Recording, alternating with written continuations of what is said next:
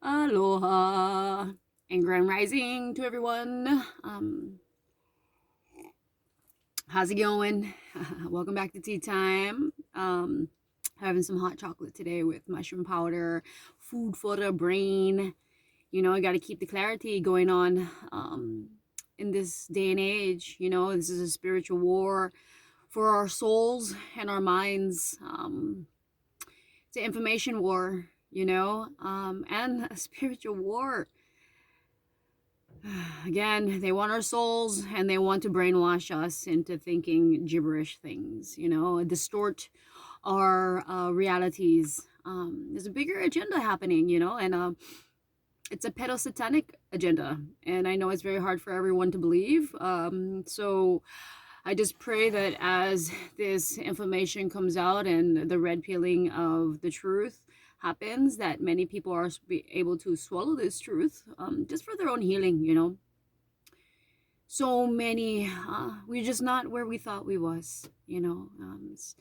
Evilness have been running this entire planet, the whole planet, not individual countries, the entire planet, all of the countries, for hundreds of years and beyond, you know, thousands of years and stuff. Anyways, as people come to understand this information, it'll be heartbreaking, you know, and that's why you got to get your vibration to receive this kind of energy, because it's not surface. You know, people think, oh no, this is happening, that's happening. You're looking through third dimensional eyes.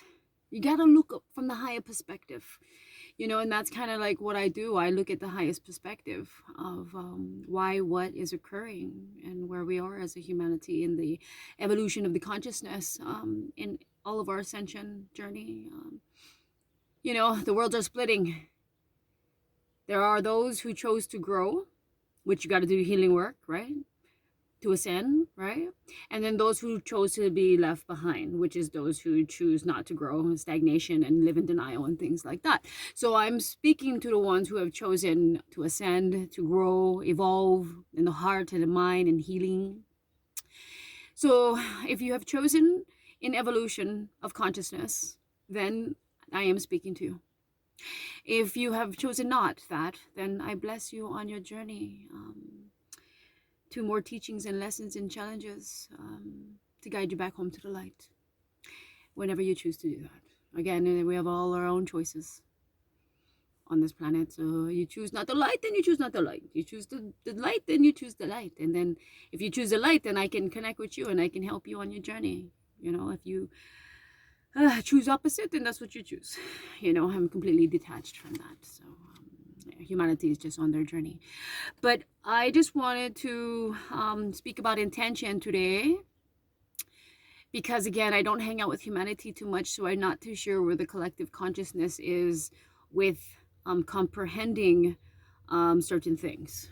So only when I interact and I hear certain things do I then know what to speak about, because to me so many things are common sense, but obviously that's not common sense anymore. It's rare, you know, I guess. You know, morals, ethics, and values is not a common thing, even though it is the path and the journey to the light, which is the way home in the heart, right? Anyhow, so my point is I want to speak about intention, right? Words. I was speaking to a great dear sister of the light, and it came up where there was a word that carried offensiveness, you know, and I was confused because words are it's the intention behind the words that then creates if it's weaponized or not the word itself. So I sat in meditation to find clarity on how to explain this with grace and ease, so other people can understand and find peace in their heart. And this, because not all words, we have to look beyond the word. The word doesn't carry the power. I mean, it's a vibration, yes, but it is the intention behind. Is it a weaponized word bringing harm, or is it just a description simply, you know? And I guess We all need this teaching because people are looking at the surface level of just the word itself and not the intention behind it, when the intention is what brings the power. So I just wanted to read what I was shown from the creator to then bring clarity for this purpose of intention, right? So I'm just going to read this, my own writing. I wrote this, and just to give clarity on the intention behind the words, so we do not get confused when people just are trying to use words to describe things. Yeah. So I would say, for intention, I'm just going to read this. It says, I see through the eyes of intention. Okay? Because somebody came to me and said there was a word that was offensive, and we didn't use that as a weaponized word, so I didn't comprehend until then. I went into meditation and discovered the answer for this.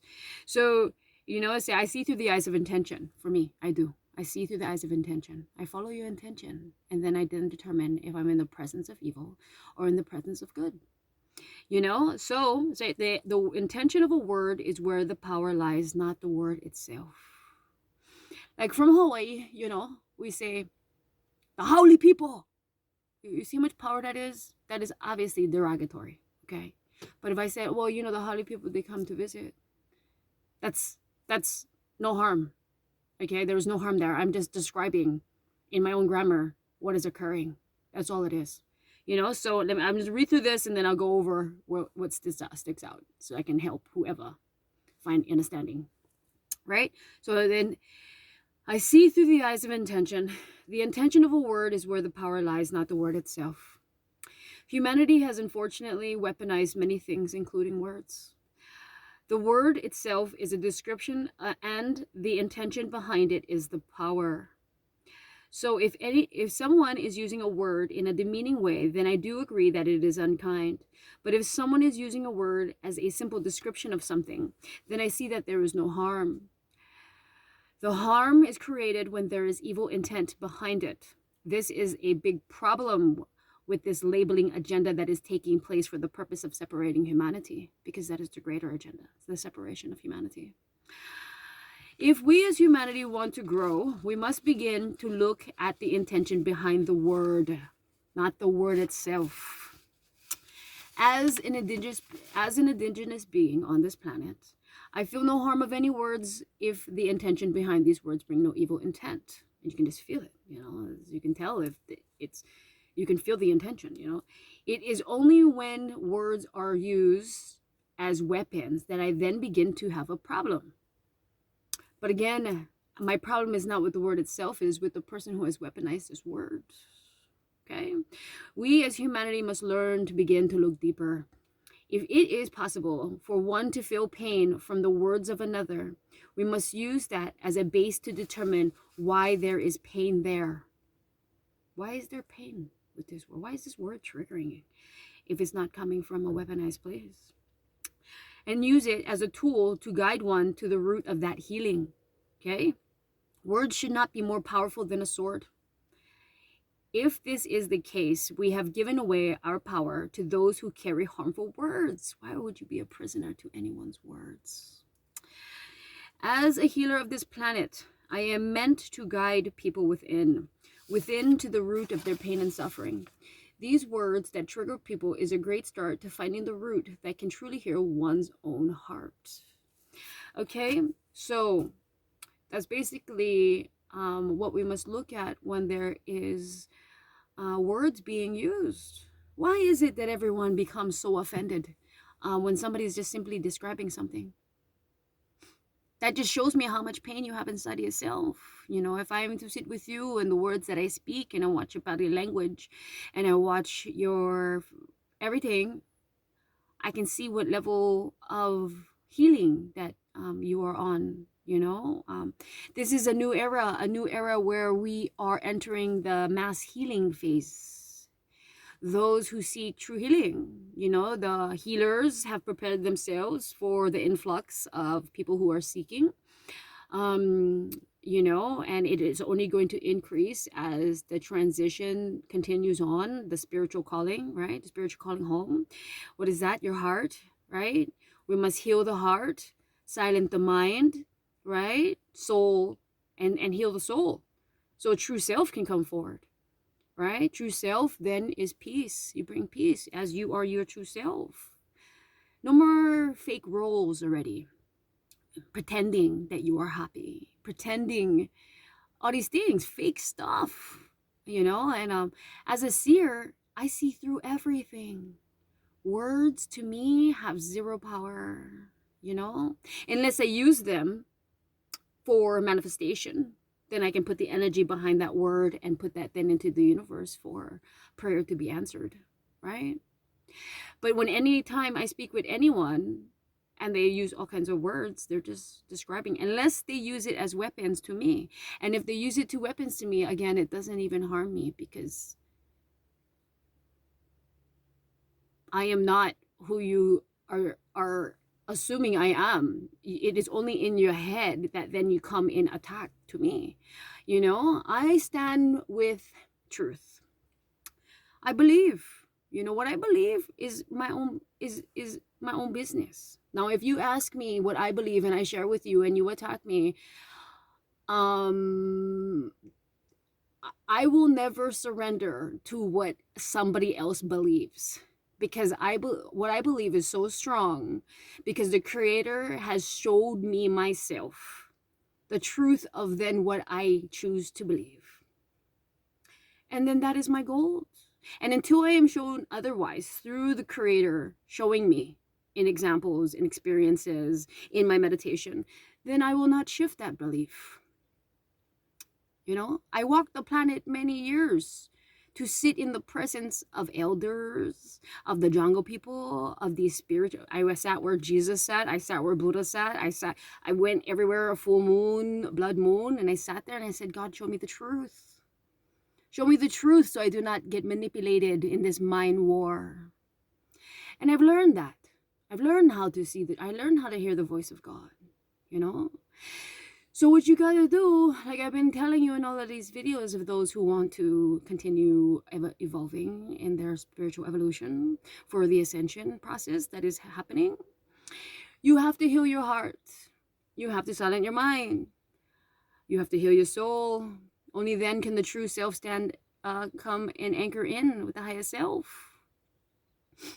And that takes courage, right? That takes courage. That takes understanding. You cannot be offended so easily. Again, when you feel anger arriving from the words of something is going on, look inside. Why is that disturbing my peace? It has nothing to do with me. It's just a simple word. Why am I so offended? Look inside. I am offended because back when I was young, people used to tell me these things. And now when I was 7, now I know they bullied me. Now I know I can heal myself. Please forgive me. Then go into that healing process, healing the 7-year-old within you that was bullied.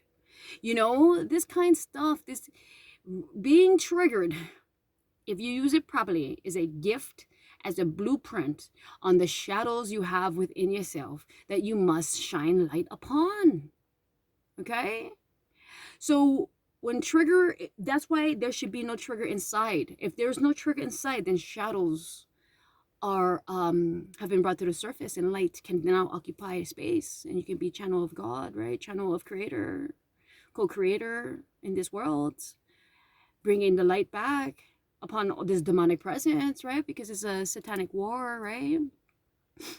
Right? It's quiet. Nobody knows. Nobody's talking about it, right? But that's what the higher ups are doing, right? It's a satanic. They're doing satanic rituals. They're doing the opposite. They're doing the opposite of what I'm doing. What I'm doing is anchoring the light of God. What they're doing is bringing more darkness. So this is why we ourselves must cleanse ourselves within. Cleanse so we can stand on the team of the light.